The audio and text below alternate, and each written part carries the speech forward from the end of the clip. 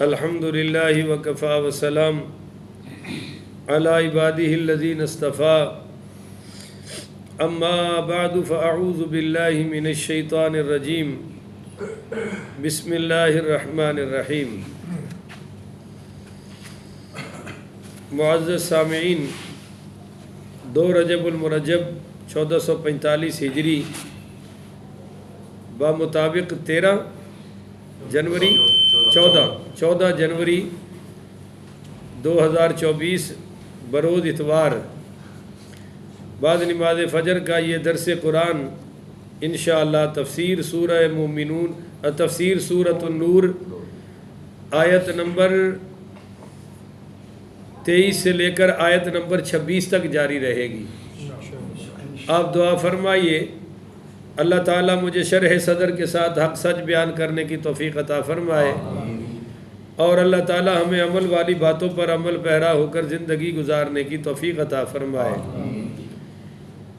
کل کی نشست میں یہ بیان ہوا تھا کہ اللہ تعالیٰ نے سیدنا صدیق اکبر پاک پڑھیے رضی اللہ تعالیٰ عنہ کو اولو الفضل فرمایا، اور وسعہ خوشحالی کے لقب سے ملقب فرمایا، اور الا تحبون ان یغفر اللہ لکم واللہ غفور الرحیم، کہ کیا تم نہیں چاہتے کہ تمہاری مغفرت ہو جائے؟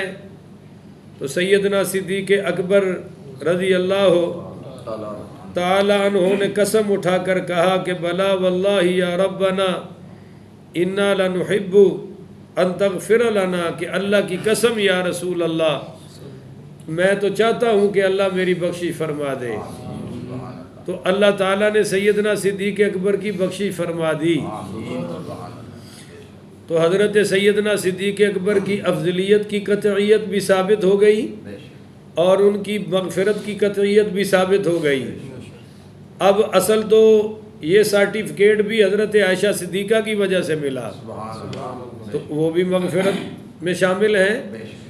اور آگے یہ آج کی آیت ہے ان الذین یرمون المحصنات الغافلات، جو لوگ تہمت لگاتے ہیں محصنات پاک دامن عورتوں پر، والغافلات اور جو انجان ہیں، جو بالکل غافل ہیں، المؤمنات اور ایمان والیاں ہیں، تو جو ان پر پاک دامن غافل عورتوں پر تہمت لگاتے ہیں تو لعنوا فی الدنیا والآخرہ، تو ان پر پھٹکار ہے، لعنت ہے دنیا میں اور آخرت میں، وَلَهُمْ عَذَابٌ عَظِيمٌ، اور ان کے لیے عذاب عظیم بھی ہے۔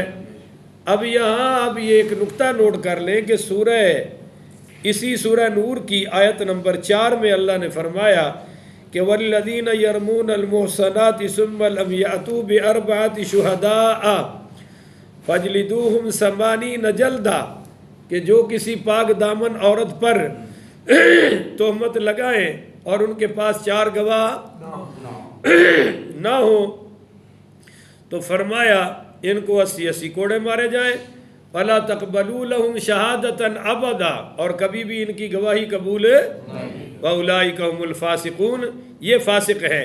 پر إِلَّا الَّذِينَ تَابُوا مِن بَعْدِ ذَلِكَ وَأَصْلَحُوا، ہاں جو لوگ اس کے بعد توبہ کر لیں اور اپنی اصلاح کر لیں، فَإِنَّ اللَّهَ غَفُورٌ رَحِيمٌ، تو اللہ تعالیٰ درگزر کرنے والا ہے، رحم فرمانے والا ہے، اللہ تعالیٰ معاف کر دیتا ہے۔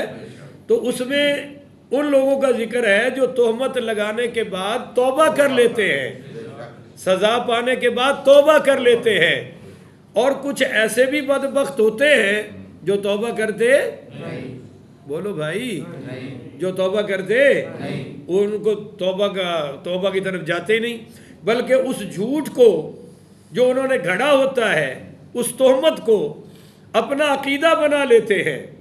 تو ایسے لوگوں کے بارے میں فرمایا کہ لعنوا فی الدنیا والآخرہ، ان پر دنیا میں بھی لعنت ہے اور ان پر آخرت میں بھی جب قرآن ڈال رہا ہے تو آپ بھی ڈال دینا.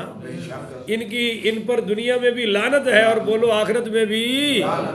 ہم مولوی یہ کام کرتے تو آپ نے کہنا تھا سختی کر دی جناب، آپ بڑے سخت مولوی ہیں، آپ کو پتہ ہی نہیں کہ جو امہات المومنین کی عزت کو ہاتھ ڈالے وہ کتنا بڑا بے ایمان ہے، پہلے اس کو تو دیکھو کہ اس کا جرم کتنا بڑا ہے۔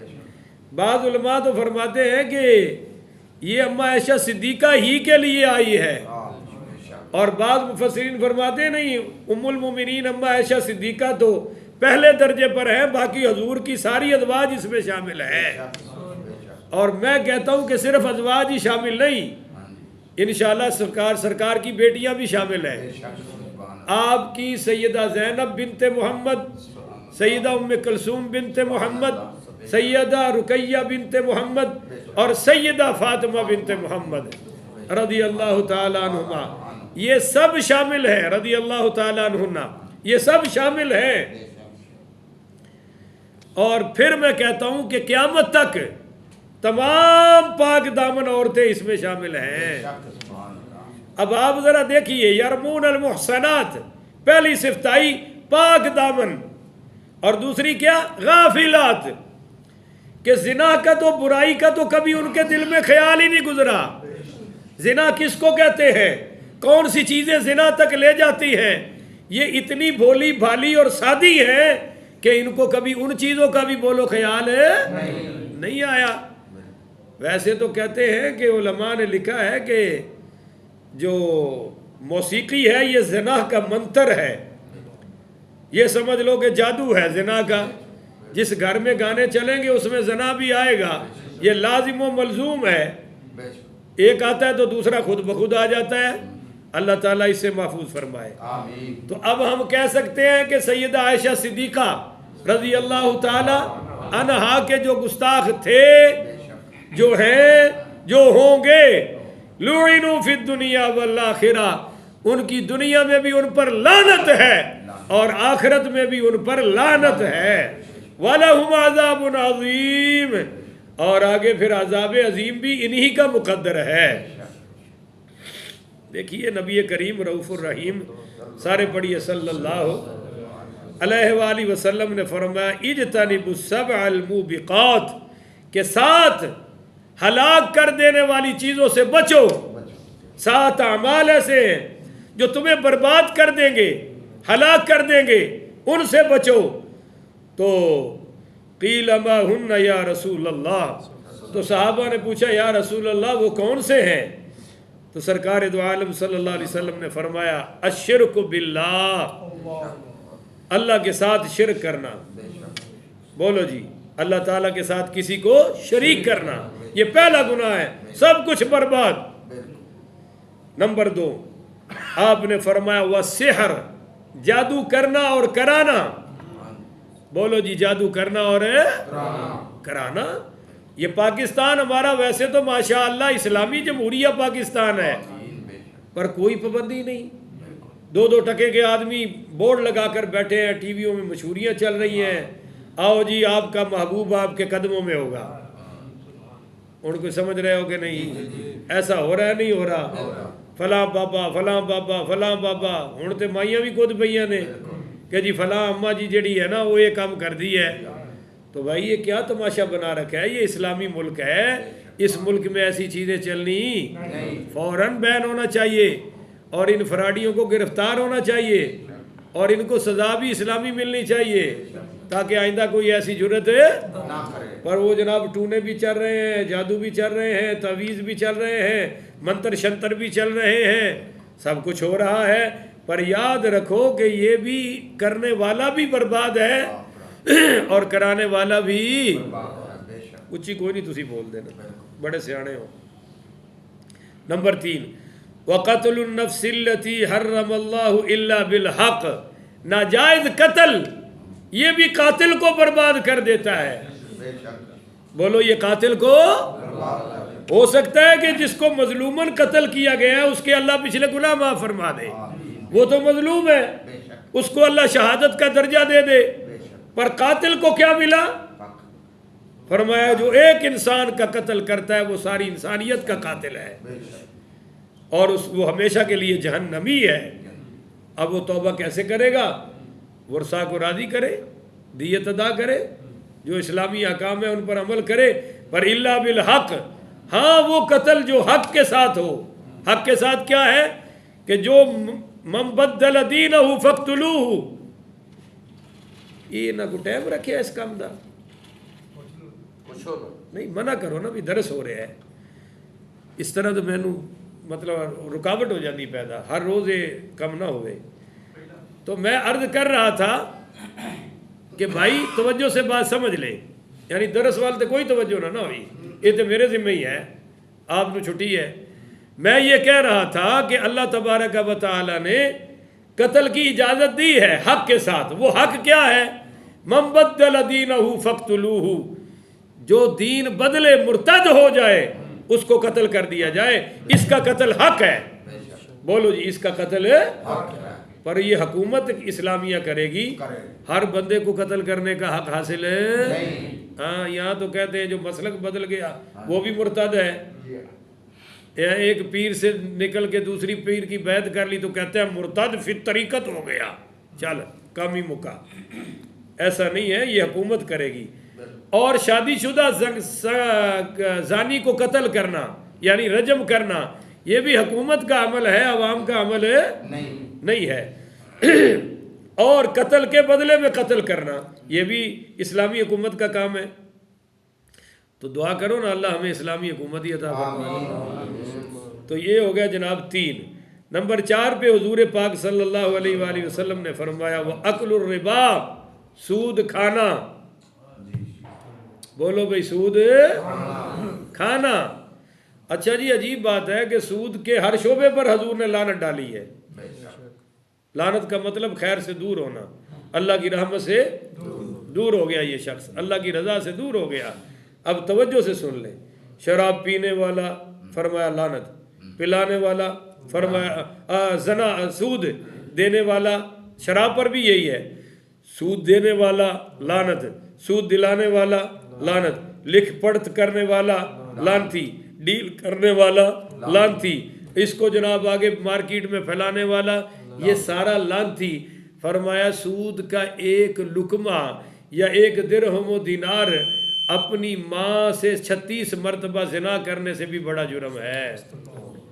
پر دیکھو دھڑا دھڑ لوگ سود لے رہے ہیں، سود دے رہے ہیں، ہمارے بینک لے رہے ہیں، دے رہے ہیں، پورا نظام ملکت جناب سود پہ چل رہا ہے۔ تو یہ چیز ہلاک کر دے گا۔ کوئی فرد سود لے دے، فرد ہلاک، کوئی گھرانہ لے، پورا گھرانہ برباد، پورا معاشرہ برباد، پورا ملک، پوری دنیا اس میں ملوث ہو جائے تو بولو پوری دنیا بھی برباد ہے۔ اور انہی بھیڑیوں نے آج پورے دنیا کو برباد کر رکھا ہے۔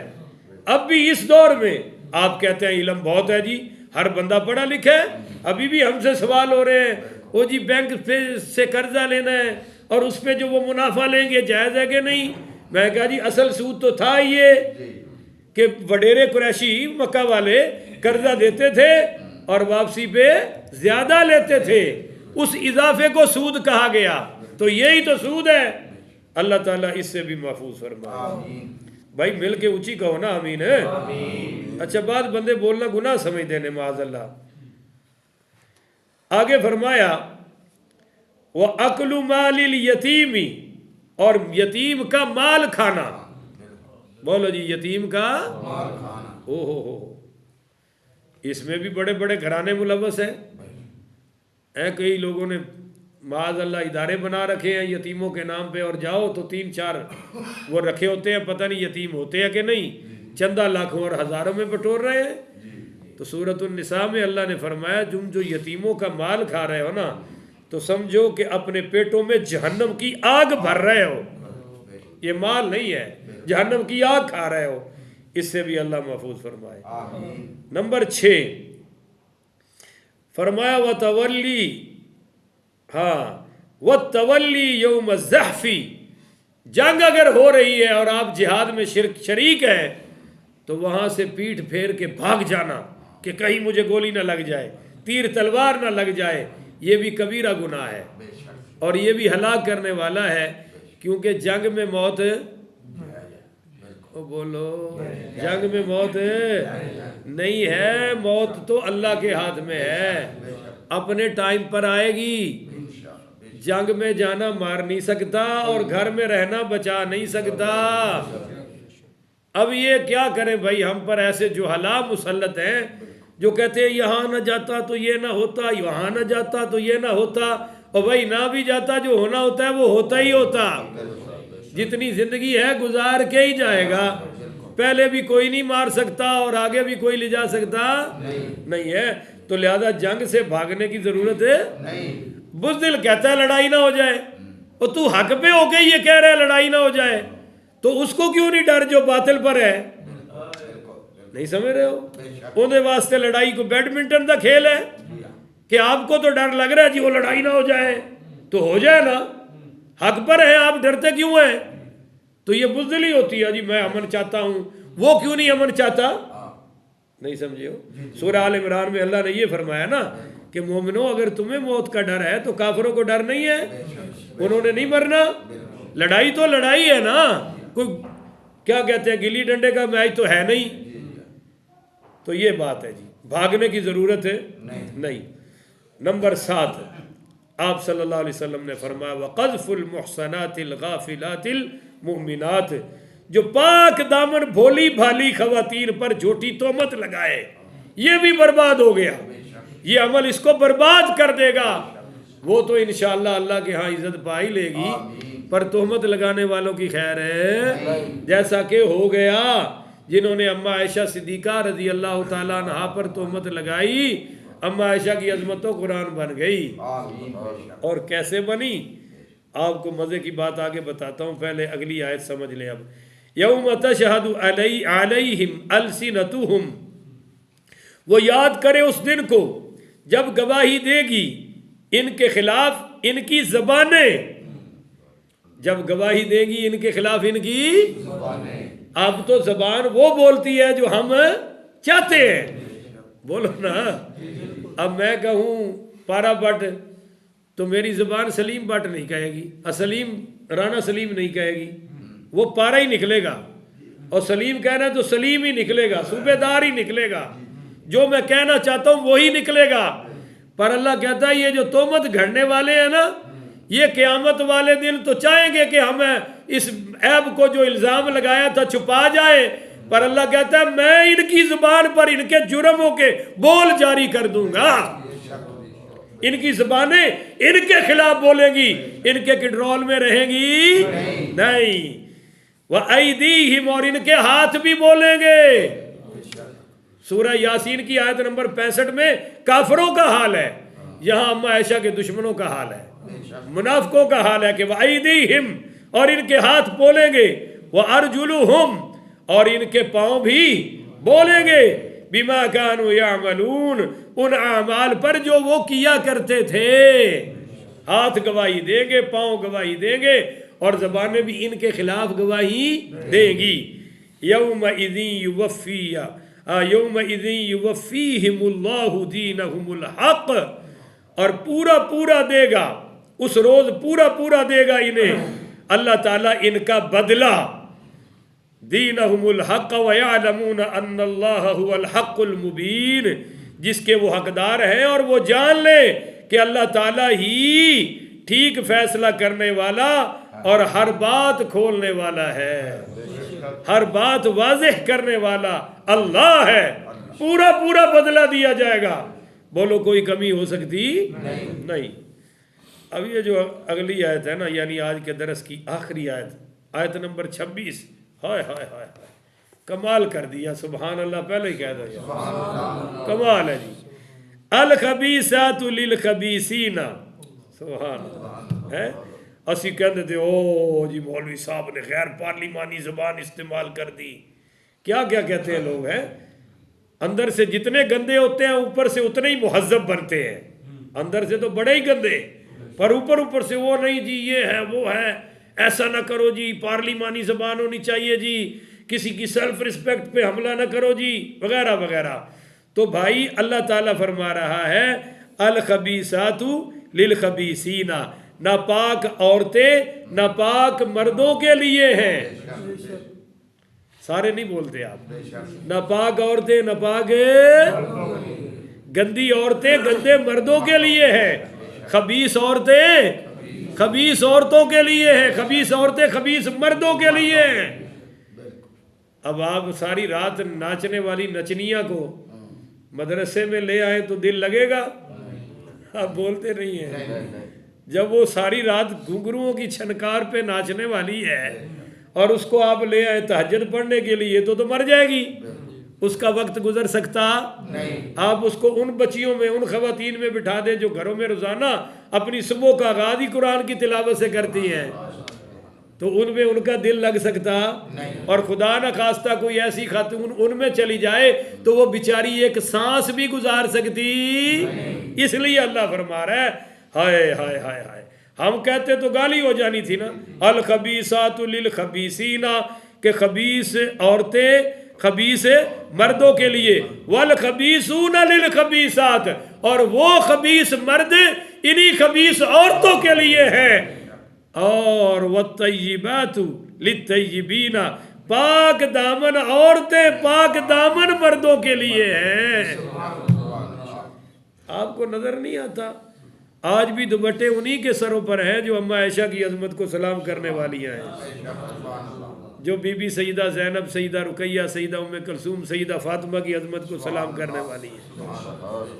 باقیوں نے تو زنا کے لائسنس لے رکھے ہیں، وہ کہتے ہیں ہمارے مذہب میں یہ جائز ہے، عبادت ہے، اس کے درجے بھی قائم کر رکھے ہیں۔ تو اللہ نے بتا دیا نا کہ جس گھر میں عظمت عائشہ نہیں اس گھر میں حیا بھی نہیں، جس گھر میں تقدس عائشہ نہیں ان کا اپنا بھی کوئی تقدس نہیں۔ تو الخبیثات للخبیثین والخبیثون للخبیثات، میرا گمان یہ کہتا ہے کہ یہ آنا چاہیے تھا والطیبین للطیبات، کہ پاک مرد پاک عورتوں کے لیے، پر نہیں، یہاں بیان اماں عائشہ کا ہے تو اللہ نے پہلے عورتوں کا ذکر فرمایا ہے۔ اور اگر آپ مجھے اجازت دیں تو میں ترجمہ یوں کرنا چاہتا ہوں، والطیبات للطیبین، پاک عائشہ پاک نبی کے لیے ہے، کہو نا سبحان اللہ، پاک عائشہ پاک نبی کے لیے، یعنی مصطفیٰ بھی پاک ہے، گھر بھی پاک ہے، بستر بھی پاک ہے، اور عائشہ بھی پاک ہے۔ والطیبون للطیبات، اور پاک نبی پاک عورتوں کے لیے ہے، یعنی پاک عائشہ کے لیے اور ساری ازواج۔ اولئک مبرؤون مما یقولون، اور یہ مبرہ ہے، بری ہے ان تہمتوں سے جو وہ ناپاک لگا رہے ہیں۔ کل بھی اماں عائشہ بری تھی، آج بھی بری ہے، اور قیامت تک بری ہے، اور بریت کا یہ فیصلہ خود رب نے قرآن میں بیان فرما دیا ہے۔ لہم مغفرہ، کہو سبحان اللہ، چونکہ معصومہ نہیں ہے نا، محفوظہ ہے، مغفورہ ہے، تو فرما دیا اگر کوئی انسانی بشریت کے تقاضے سے کوئی مسٹیک ہو بھی جائے تو لہم مغفرہ، تو ہم ان کی مغفرت کر دی ہے۔ مغفرت کا وعدہ ہے، ورزق کریم، اور ان کے لیے جنت میں عزت والی روزی ہے۔ تو یہ حضرت عائشہ کی مغفرت بھی قطعیت ہو گئی اور ان کا جنتی ہونا بھی قطعی ہو گیا۔ آپ کو یہاں ایک آخری جملہ سنا دوں، علامہ قرطبی سارے پڑھو رحمۃ اللہ علیہ، فرماتے ہیں کہ قال بعض اہل التحقیق ان یوسف علیہ السلام لما روی بالفاحشۃ برأہ اللہ علی لسان صبی فی المہدی، کہ جب حضرت یوسف پر تہمت لگی تو وہ جو جھولے میں بچہ پڑا تھا اس نے گواہی دے دی۔ بولو بھئی، اس نے گواہی دے دی۔ اور فرماتے ہیں کہ وَإِنَّ مَرْيَمَ لَمَّا رُمِيَتْ بِالْفَاحِشَةِ بَرَّأَهَا اللَّهُ عَلَى لِسَانِ ابْنِهَا عیسیٰ صلوات اللہ علیہ، جب سیدہ مریم پر تہمت لگی تو ان کا چھوٹا سا بچہ جو تھا سیدنا عیسیٰ علیہ السلام، ان کی زبان سے اللہ نے ان کی بریت ظاہر فرما دی۔ مگر وَإِنَّ عَائِشَةَ لَمَّا رُمِيَتْ بِالْفَاحِشَةِ بَرَّأَهَا اللَّهُ بِالْقُرْآنِ، مگر جب اماں عائشہ پہ تہمت لگائی گئی تو اللہ نے قرآن پاک صفائی میں نازل فرما دیا۔ 16 آیتیں یہ اماں عائشہ کی شان میں آئی ہیں، 16 آیتیں، کہو سبحان اللہ، پھر کہو یار سبحان اللہ۔ اور میں کہتا ہوں پوری سورہ نور ہی ان کی شان میں آئی ہے۔ آگے پھر انشاءاللہ کل سے بحث ہوگی۔ آج 2 رجب المرجب ہے، انشاءاللہ کل تو میں عشاء کو پہنچ نہ سکا، بڑی معذرت چاہتا ہوں، کسی کام میں بیزی تھا بہت زیادہ، اور یہاں تھا نہیں عشاء جب ہو رہی تھی تو لیٹ آیا میں بعد میں، تو درس نہیں ہو سکا، مجھے اس کا بڑا افسوس ہے۔ مگر آج سے عشرہ ذکر علی جاری ہو رہا ہے، کہو نا سبحان اللہ۔ چونکہ 13 رجب المرجب کو مولا علی کی ولادت با سعادت با رحمت با عنایت با درجت با فضیلت ہوئی ہے، تو ہم انشاءاللہ یہ پورا ہفتہ ذکر مولا علی میں گزاریں گے، اور جمعہ بھی انہی کے ذکر پر ہوگا۔ اور یہ آپ کو بتا دوں کہ رجب جو مہینہ ہے نا، یہ بڑا کمال کا ہے بھائی۔ حضور دعا فرمایا کرتے تھے رجب جب شروع ہو جاتا تھا، کون سی؟ اللہم بارک لنا فی رجب و شعبان و بلغنا رمضان، کہ اے اللہ ہمارے لیے رجب اور شعبان میں برکتیں عطا فرما، اور وہ بلغنا رمضان، اور ہمیں رمضان تک اب پہنچنے کی توفیق عطا فرما۔ یعنی اب موت آنی ہے تو رمضان میں ہی آئے، پہلے اللہ ہمیں اب سلامت رکھنا۔ تو آپ اردو میں پنجابی میں مانگ لیا کریں کہ اللہ رجب اور شعبان وچ برکتاں نازل فرما، اور سانو سارے زندہ سلامتی ایمان نال رمضان دے وچ داخل فرما۔ تو یہ ہن دعا منگتے رہو گے نا انشاءاللہ، کیونکہ سرکار رجب دا چن ویکھدے ہی یہ دعا فرماندے سن۔ کل میری اس طرف توجہ ہی نہیں کی، بس وہ مضمون کی طرف ہی میں کھویا رہا۔ تو بہرحال اللہ یہ پورے مسلمانان عالم جو مومنین ہیں، مسلمین ہیں، ان سب کو اللہ رمضان تک پہنچنے کی توفیق عطا فرمائے۔ اس میں مومنات اور مسلمات بھی شامل ہیں، یعنی مرد و خواتین سب کو اللہ رمضان تک پہنچنے کی توفیق عطا فرمائے، آمین۔ آخر بدعوانا ان الحمدللہ رب العالمین۔